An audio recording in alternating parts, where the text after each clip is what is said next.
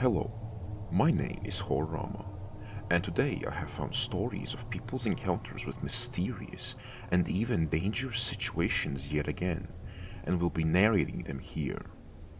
I do hope you enjoy, and if you do, then please do consider liking and subscribing, because that does indeed help the channel a lot. But either way, thank you for listening. Enjoy. The first story has been posted by user I Hike Places. I made an account just to get my story out. I have contacted the police to have a report about it. Just recently, I got back and don't know what to say about my experience. I called the police to make a report and tried to come here to see if anyone had any similar experiences with what happened with me. November 18th to 21st, I arrived at a public access parking lot and got my roughly 35-ish pounds of gear on me, locked up my vehicle, and started my camping and hiking trip. The first day and night was very normal, though I did tie my food on a rope and pulled it up on a higher branch about 15-ish feet off the ground.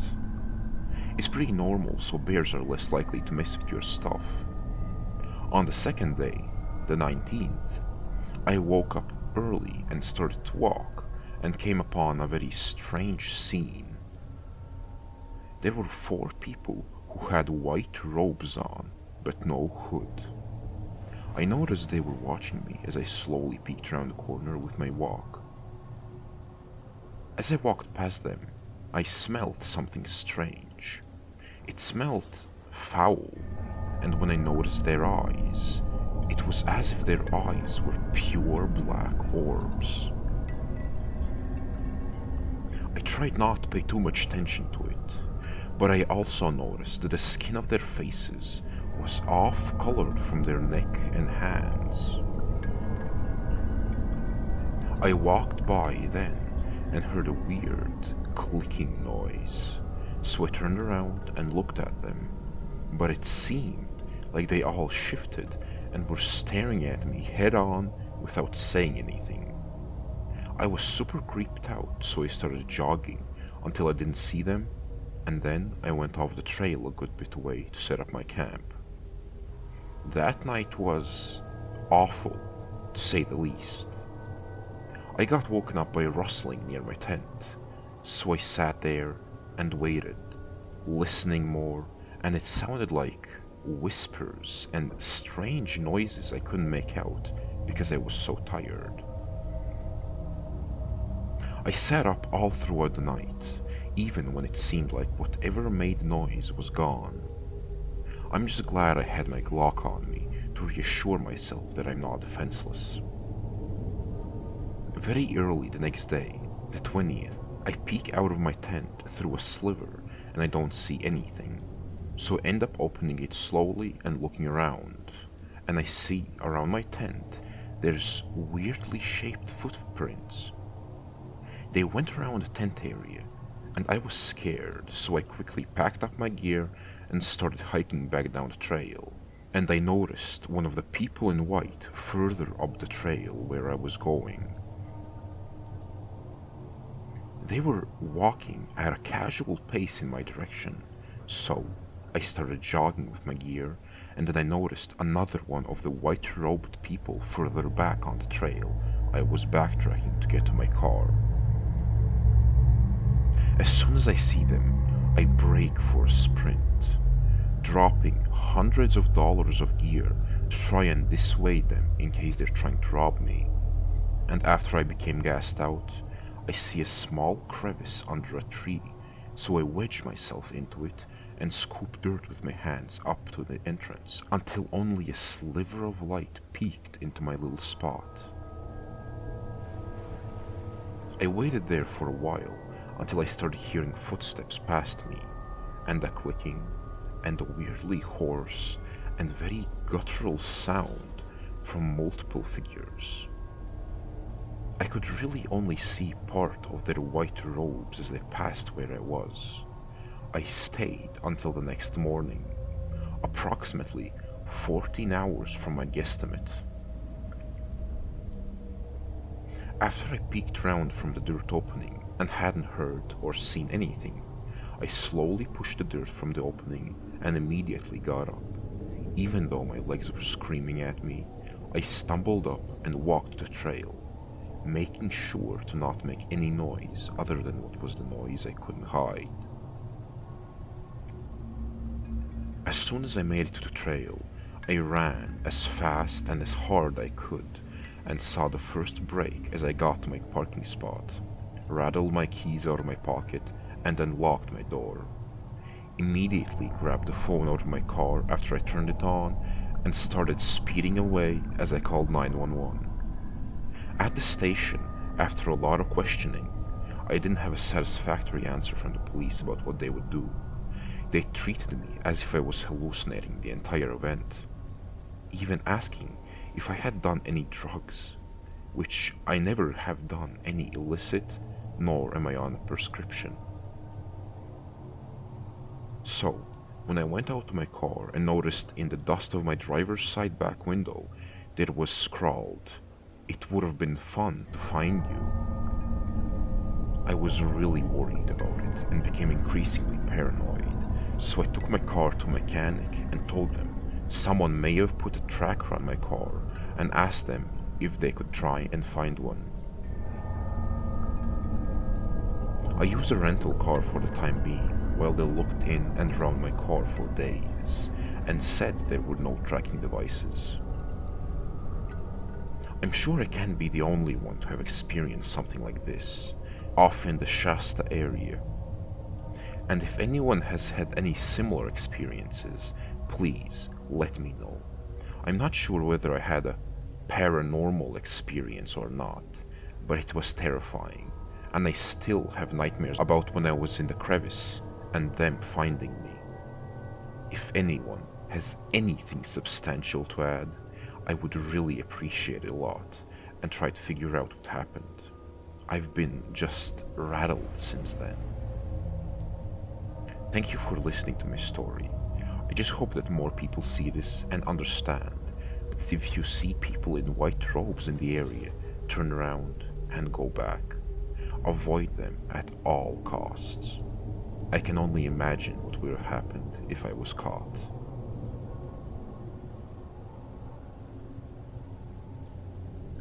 The second story has been posted by user Appropriate Diet 6019. My boyfriend, Jason, 27 male, and I, 23 female, went on a month-long camping trip to multiple states. Everything had been going really well until October 9th. We decided to ditch a campground reservation and randomly pitch our tent near Albion Basin within the Uinta Mountains, Alta, Utah, not far off the Secret Lake trailhead. We parked our car around 3 p.m. at the Albion Basin campground, closed for season. Admittedly, it was a little tense because this was our first dispersed camping attempt and we had no proper backpacking gear. Upon arrival, we realized the area we wanted to pitch our tent was about 2 miles uphill. At this point, we started to express regret as we had a planned campsite in Nephi, Utah, that we decided to skip on a whim. After grumping around a bit and having a large lunch to avoid packing food, we packed our backpacks with the best gear we had to get through the night, as it was going to be 25 Fahrenheit. We set up on the trail, seeing the occasional family or couple heading down the mountain. As we trudged on, we both started to feel strange, as if we did not really even know why we were doing this, as if we should have just gotten a hotel instead of trying to play backpackers for the night. But we both felt like we had to do something to prove, so we continued. Fast forward, we made it up to Secret Lake, totally empty, so nothing like the pictures. Disappointing and eerie.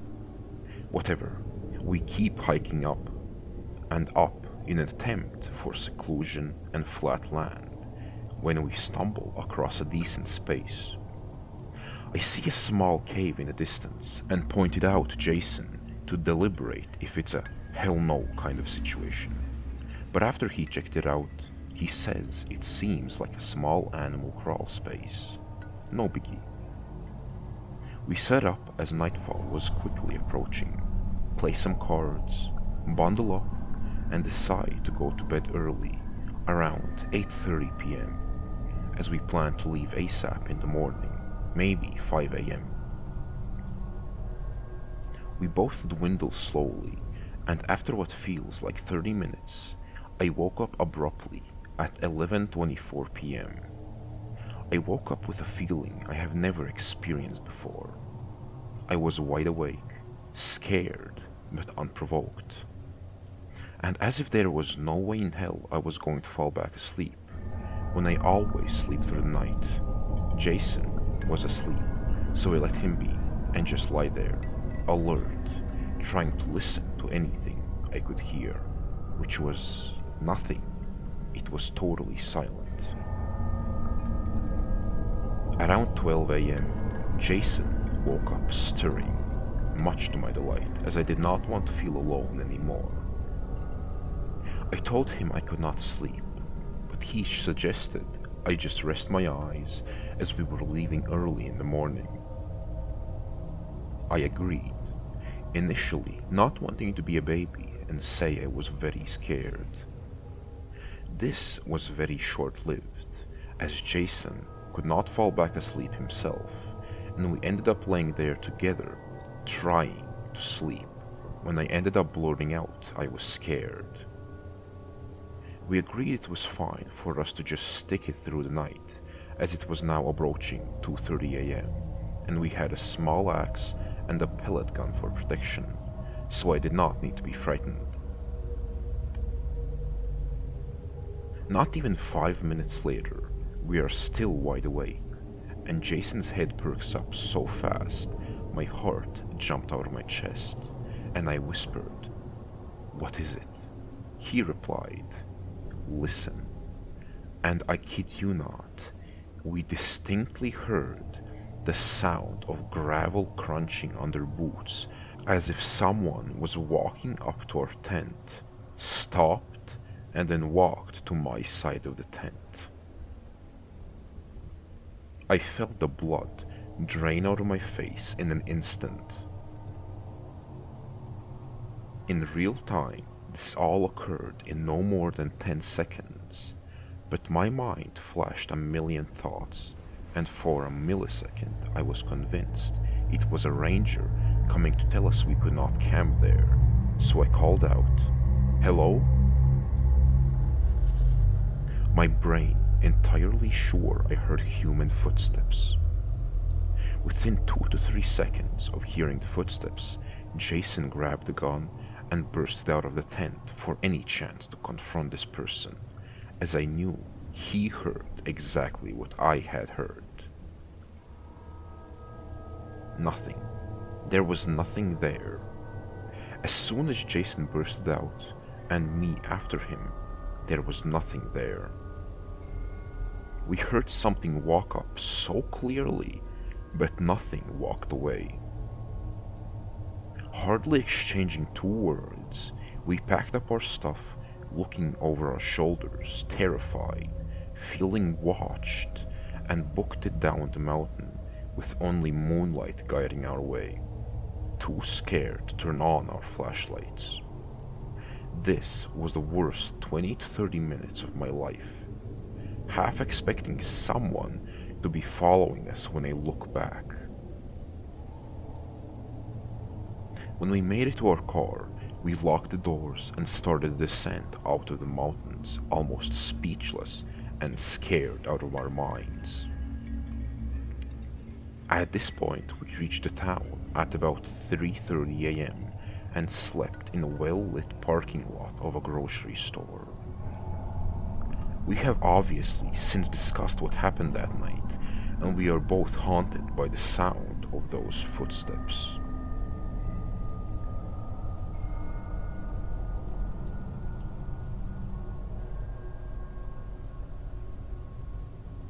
The third story has been posted by user Yes, I'm Fluffy99.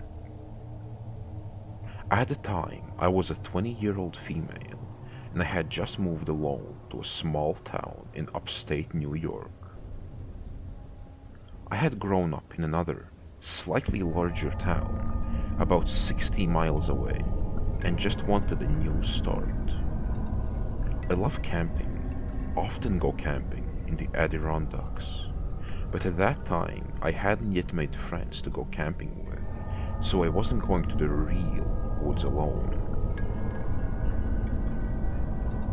Down the road from me, I had been walking and found an area where the power lines cut through a wooded section. The power lines were perpendicular to the road. It was near a house, but far enough to the right of the house where I thought people would mind if I walked up the trail that the power lines make.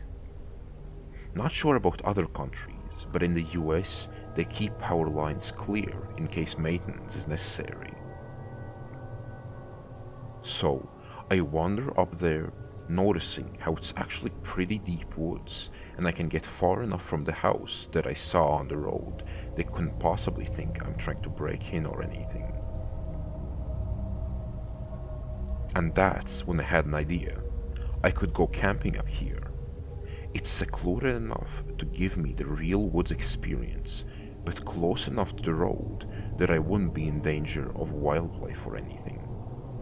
Okay, sweet. So I do.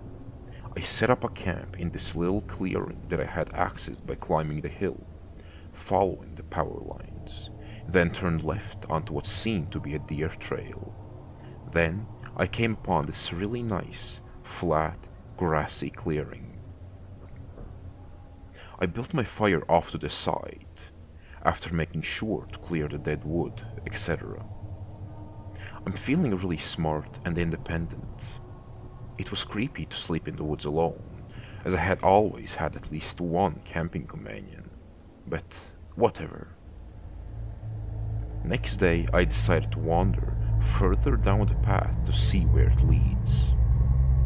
I walk for about half an hour and I can see some fields on the right, but they are in the distance and there is a fence between the fields and the path, so again, I figure people can't be mad at me being here.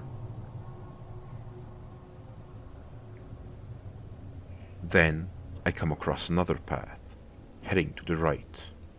I follow it.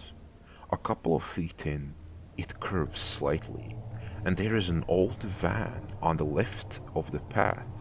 Well, that's strange, I think, but it's about 1 p.m., near noon anyway, broad daylight, birds are chirping, so I feel no danger. I go up to the van, which had obviously been there for a very long time. It was 70s style, made me think of the Scooby-Doo van, and way overgrown with weeds. There are streaks of brownish red going down the side, from the bottom of the doors. I look in and see what appears to be old bedding in the back, but it was all shredded. The curtains in the windows were also shredded, and the clothing strewn about looked like it was from the 70s or early 80s. I still felt no danger. Snickering at the terrible fashion back in the day, I continue along the path for a short time, until I finish rounding the slight bend. I stop dead in my tracks. Finally my reptile sense, or whatever you want to call it, wakes up and starts screaming at me, full volume. Up ahead, there is a creepy doll hanging from the tree by its neck, with a rope, not just stuck in the tree. Just to the left of that, there is an old garage, overgrown with weeds. To the right of it, though, there is this huge, cage-like structure, easily big enough to hold a full-sized man. It seems to be made up of pipes, and other long metal objects, just kind of welded together. Some were up and down, some were across, and the squares they made weren't big enough to fit my head through. Not that I tried. It had 4 sides and a ceiling. It had other creepy dolls hanging from it. It also had reddish-brown stains running from the sides, just like the van. Further behind it, there is a rundown house.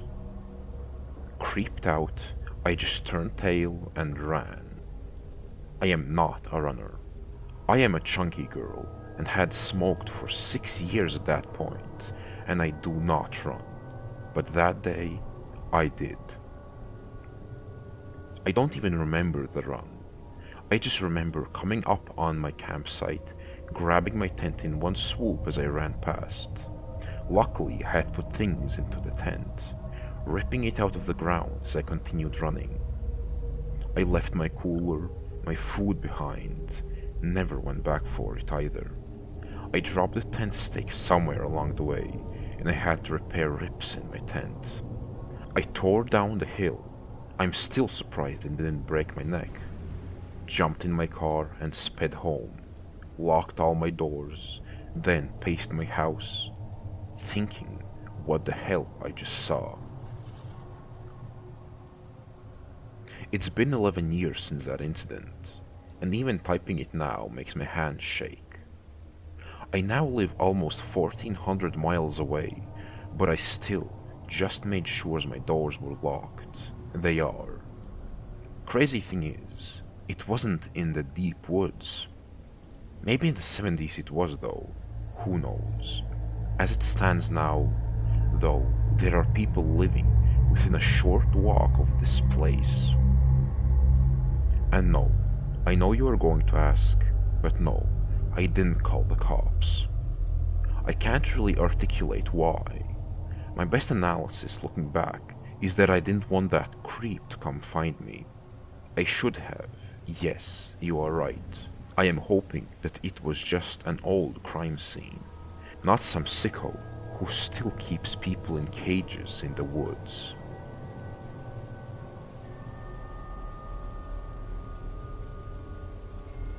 The 4th story has been posted by user A__shoe. To set the scene, it was last Sunday, November 27th, and I'm walking through the woods to avoid interacting with guests like the average antisocial teenager I am. I have one of my uncle's dogs with me, Duke, a 150-pound Great Dane. As we're passing through a clearing, I state the size and breed of dog to demonstrate how out of character his behavior will be. As we get about halfway through the clearing, he begins to walk slower and begin to whine.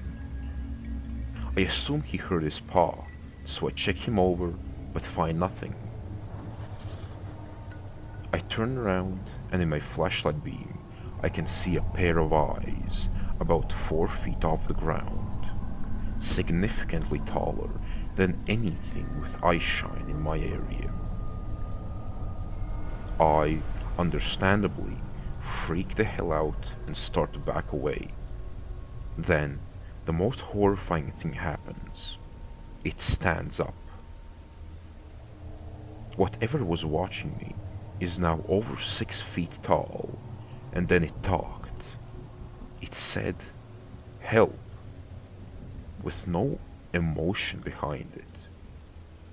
Duke is losing his mind, trying to get away, and I decide that is a reasonable plan. As we're running through the forest, trying to get back to our house, I can hear the creature saying, "Help, help, help," always with 5 seconds apart.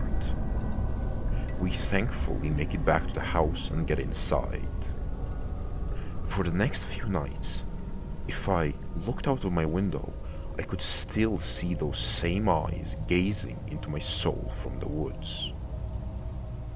I don't know if it was a skinwalker, a wendigo, or whatever it was, but I hope I never see it again.